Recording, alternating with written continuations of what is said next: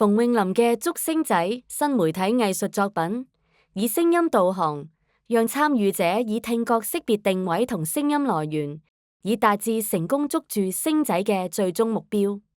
喺展區嘅12點方向，有一個垂直嘅顯示屏，提醒參與者各種指令，例如按鈕啟動遊戲等。2點方向放有一個耳機，11點方向有一個圓形嘅旋鈕，以調校耳機聲量。喺桌面上，左右2組以菱形排列嘅方向鍵，由8個直徑9厘米嘅圓形按鈕組成。最接近熒幕嘅2個按鈕係紅色嘅向上鍵，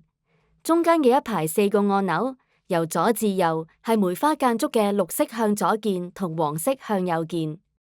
最接近參加者嘅一排係2個藍色嘅向下鍵，參與者需要運用雙手同步按下方向鍵先至可以移動。活動開始嘅時候，參與者先戴上耳機，向前伸出雙手，間距約1個身位，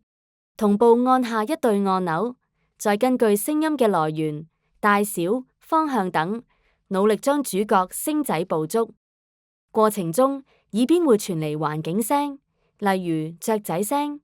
參與者自己嘅腳步聲及星仔叮叮嘅喃喃自語。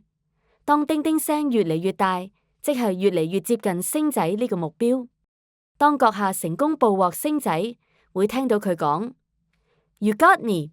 你捉到我啦。作品旨在讓參與者體驗喺視覺受限嘅情況下，專注於聲音嘅辨識，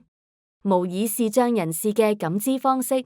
透過聲音嚟探索前進，以增強對聲音嘅感知。